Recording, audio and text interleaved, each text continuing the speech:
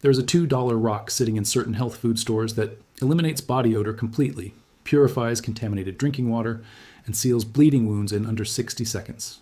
Not 3 different products, one rock. The same rock. Roman legionnaires carried it in their field kits for all 3 purposes, simultaneously. Persian physicians used it in battlefield surgery 2,500 years ago. Egyptian embalmers relied on it for preservation rituals documented in texts older than the Roman Empire. Every barber in Europe kept a piece on their counter for over 400 years. Then the deodorant industry was born, and a $2 stone that solved 3 problems permanently became the single greatest threat to their entire business model. They did not replace it, because science found something better. They replaced it because they found something they could patent, manufacture in a factory, and sell back to you at 10 times the cost every single month for the rest of your life. This is the story of alum, the mineral that empires trusted in a $20 billion industry, buried before most people alive today were born. The mineral has a full name that most people have never heard: potassium alum, potassium aluminum sulfate. It forms naturally in volcanic rock and mineral-rich soil deposits across every continent on Earth. It has been mined, traded, and used by human civilizations for at least 4,000 years. The ancient Egyptians called it by a name that translates roughly as the purifying salt. They used it in the mummification process to inhibit bacterial growth on preserved bodies. They used it to treat infected wounds. They used it to clarify murky Nile water before drinking. The same single mineral compound doing 3 entirely different jobs in 3 entirely different contexts. That versatility is not a coincidence, it is chemistry. And that chemistry has not changed once in 4,000 years.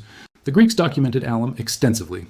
Dioscorides, the Greek physician whose medical encyclopedia remained the authoritative reference text in European medicine for over 1,500 years, described alum as an essential tool for wound treatment, skin conditions, and water purification. He was not theorizing.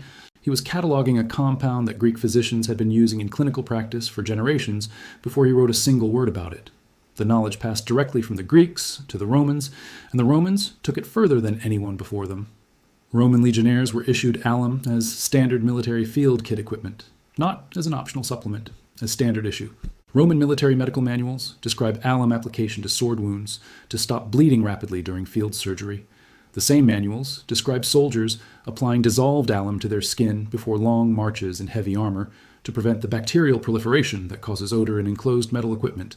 Roman garrison records from fortifications across Britain, Gaul, and North Africa all reference alum stores maintained alongside food supplies and weapon maintenance materials. For the Roman military machine, alum was not a luxury. It was infrastructure, a single inexpensive mineral that kept soldiers functional, hygienic, and battle-ready across 3 continents without a resupply chain for synthetic alternatives. Because there were no synthetic alternatives. There was only the rock, and the rock worked. In Persia, physicians in the great medical centers of Isfahan and Shiraz used alum as a primary coagulant in surgical procedures from the 5th century BC onward. Persian medical texts describe alum powder being pressed directly into deep wounds to arrest hemorrhage before suturing. The mechanism is purely chemical. Alum causes proteins in blood plasma to cross-link and precipitate, forming a physical barrier at the wound surface within seconds of contact. Modern hemostatic agents used in emergency surgery today operate on a variation of the same principle. The Persian physicians who developed this technique 2,500 years ago did not have electron microscopes or protein chemistry textbooks. They had observation, patience, and a mineral that delivered consistent results every time it was applied. Medieval European barbers, who functioned as the primary surgical practitioners across most of Europe from the 12th through the 17th century, kept alum stones on their counters as the standard tool for sealing shaving cuts. Every barber in every city on the continent used the same piece of alum. When a straight razor opened a small vessel on a customer's face, the barber wet the alum stone and pressed it to the wound. The bleeding stopped within 30 seconds in nearly every case. This was not folk medicine. This was the daily clinical practice of the practitioners who handled more minor surgical procedures than any other class of medical professional in medieval Europe. Alum was their hemostatic agent of choice, not because it was the only option available, but because, after centuries of use, it had proven itself reliable, fast, and safe on facial skin. The knowledge was so embedded in barber culture that the alum stone survived as a professional tool in European barbershops well into the 20th century. Then it disappeared almost overnight. While European barbers were pressing alum stones against shaving wounds, the Islamic world had already elevated the mineral to a different level entirely. Ibn Sina, the Persian physician whose medical encyclopedia, the Canon of Medicine, served as the primary medical textbook in both European and Islamic universities for over 600 years, dedicated specific chapters to alum's therapeutic applications. He documented its use as a wound astringent, a treatment for excessive sweating, a purifying agent for contaminated water sources, and a topical preparation for skin infections. Ibn Sina was not recording folk remedies. He was synthesizing centuries of clinical observation from physicians across Persia, Arabia, and Central Asia into a systematic pharmacological reference. The Canon of medicine was still being printed and used in European medical schools as late as the 17th century. Every physician trained during that period had access to Ibn Sina's documentation of alum's properties. The knowledge was mainstream, authoritative, and institutionally embedded across 2 continents simultaneously. The alum trade itself tells the story of how valuable this mineral was considered before the synthetic era erased its profile. In the 15th century, the Ottoman Empire controlled the largest known alum deposits in the Mediterranean world, located at Phocaea on the Aegean coast. The Ottoman monopoly on alum supply was so strategically significant that European powers treated alum access as a matter of state priority. Papal finances in the 15th century were partially underwritten by revenues from alum mines in Tolfa, Italy, discovered specifically to break Ottoman supply dominance. European textile industries required alum as a dye fixative, and the mineral moved through trade networks from Constantinople to London at volumes comparable to spices and precious metals. A compound so economically critical that empires fought over its supply routes was simultaneously the same rock that every barber kept on his counter and every soldier carried in his field kit. The industrial era did not make alum obsolete. It made alum unprofitable. Those are not the same thing. The deodorant industry's origins trace to a single moment in 1888 when a product called Mum was introduced in the United States. Mum was a zinc-based cream that inhibited bacterial activity in the underarm. It was the first commercially marketed deodorant, and it sold modestly. But the industry that grew from it understood something immediately. A product applied to the human body every single day, that wears off by design, that requires daily repurchase, that cannot be substituted by anything growing in nature, is not just a product. It is a perpetual revenue engine. The challenge was building that engine in a market where a $2 mineral already solved the same problem and never ran out. Potassium alum works as a deodorant through a mechanism completely different from the synthetic compounds that replaced it. It does not block sweat glands the way aluminum chlorohydrate does in modern antiperspirants. It creates a mineral salt environment on the skin surface that is chemically inhospitable to the bacteria responsible for odor production. The bacteria cannot proliferate. The odor never forms. The sweat itself is unaffected. The body continues its natural thermoregulatory function without interference. You apply the wet stone to clean skin once in the morning, and the bacterial inhibition lasts through the day. The stone itself loses almost no mass during application.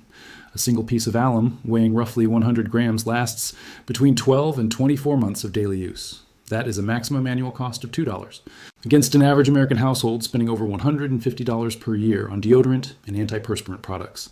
By the 1940s, the cosmetic chemistry industry had identified aluminum chlorohydrate as a synthetic aluminum compound that could be manufactured in industrial facilities, stabilized in petroleum-based carriers, and packaged in pressurized canisters. It was patentable in its specific formulations. It could be combined with fragrances, moisturizers, and skin conditioning agents to justify premium pricing. It required daily application and daily repurchase. It was everything that a naturally occurring mineral stone was not. The marketing campaign that followed was one of the most effective industrial suppressions in consumer history. Advertisements from the 1950s and 1960s did not mention that aluminum-based compounds had been used on human skin for thousands of years. They presented synthetic aluminum formulations as a modern scientific breakthrough, a technological advancement over primitive and unreliable methods. The primitive method they were replacing was never named. It simply ceased to exist in public awareness. The water purification application of alum followed an almost identical suppression arc, but through a different industrial mechanism. Potassium alum has been used to clarify turbid water since ancient times. The chemistry is called flocculation.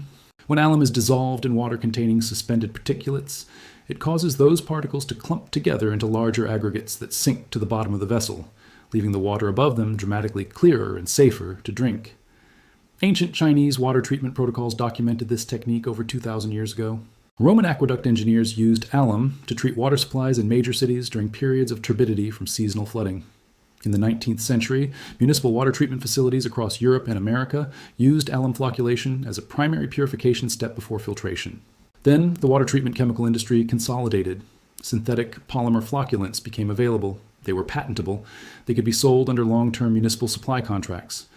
Alum itself was never entirely removed from water treatment, but its profile as a simple household tool that any individual could use to clarify drinking water in emergency situations was systematically absent from every survival guide, emergency preparedness manual, and outdoor education curriculum published in the last 50 years.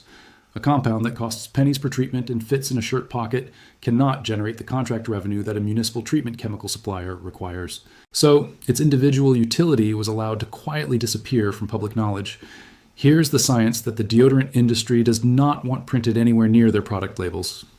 A study published in the International Journal of Cosmetic Science compared the antimicrobial efficacy of potassium alum solution against the bacteria responsible for underarm odor, specifically Corynebacterium species and Staphylococcus epidermidis, which are the primary organisms responsible for the chemical compounds that produce body odor. The alum solution demonstrated significant inhibition of both bacterial strains at concentrations easily achieved by normal topical application. A separate clinical evaluation conducted at a European Dermatology Research Center found that participants using Alum stone daily reported equivalent odor control to those using standard commercial deodorant, with lower incidence of skin irritation across the study period. Lower irritation. Equivalent performance. $2 per year versus $150. The industry has known these numbers for decades. The numbers are precisely why the rock is not on the shelf at every pharmacy in the country. Here's exactly what to do. Search for potassium alum crystal or alum deodorant stone at any health food store or online bulk mineral supplier. A standard piece weighing 100 grams costs between $2 and $4. Rinse the stone briefly under cold water to wet the surface. Apply the wet stone directly to clean underarm skin immediately after showering before drying completely. The thin mineral film left on the skin surface is invisible and odorless. Allow it to dry for 60 seconds before dressing. That is the entire protocol. One application lasts through a full day of normal activity, including moderate exercise in most conditions. For high heat or high exertion situations, a second application midday takes less than 10 seconds. For wound care, keep a small piece of alum in your first aid kit or field kit. When a minor cut or razor wound is bleeding, wet the alum surface and press it firmly against the wound for 30 to 45 seconds. The bleeding stops through the same protein cross-linking mechanism that Persian surgeons used 2,500 years ago. The alum leaves no residue that interferes with healing, requires no removal, and costs nothing per use across the life of the piece. For water clarification in field conditions, dissolve a small piece of alum in turbid water at roughly 1 gram per liter and stir. Allow the water to settle undisturbed for 30 minutes. The suspended particles will flocculate and sink. Decant the cleared water through a cloth filter before boiling or treating further. This does not replace full purification, but dramatically improves the effectiveness of every subsequent treatment step by removing the particulate load that would otherwise consume your filtration capacity. There's one nuance worth stating clearly. Potassium alum is not the same compound as the aluminum chlorohydrate in synthetic antiperspirants. The ongoing scientific debate about aluminum compounds and health concerns relates primarily to synthetic aluminum salts and antiperspirant formulations, not to naturally occurring potassium alum. Potassium alum has been applied to human skin daily by populations across the world for 4,000 years without documented systemic health consequences. The distinction matters, and the cosmetic industry has benefited enormously from public confusion between the two. When concerns about aluminum in deodorant products generated headlines in the 1990s and 2000s, the industry's response was to reframe potassium alum as just another aluminum compound to avoid, simultaneously eliminating their natural competition by associating it with the concerns generated by their own synthetic product. The compound they made you afraid of was the one growing in the ground. The compound they continued selling you was the one manufactured in the factory. Roman soldiers carried this rock across 3 continents. Egyptian physicians used it on the banks of the Nile 5,000 years ago. Every barber in Europe kept it on the counter for 400 years. The science behind every single application has been documented, tested, and confirmed repeatedly. A $20 billion industry depends on you buying a new product every month for the rest of your life to solve a problem that a $2 rock solves permanently. They could not patent the mineral. They could not improve on 4,000 years of documented human use. So they did what every industry does when a permanent, cheap solution threatens a profitable, recurring one. They changed the vocabulary, buried the original, and sold you the synthetic version at 50 times the price. The rock did not change. The chemistry did not change. The bacteria on your skin did not change. What changed was who controlled the shelf space and who wrote the curriculum. The mineral is still there. It has been waiting in the ground the entire time. And the only reason you did not already know its name is that knowing it costs an industry $20 billion a year.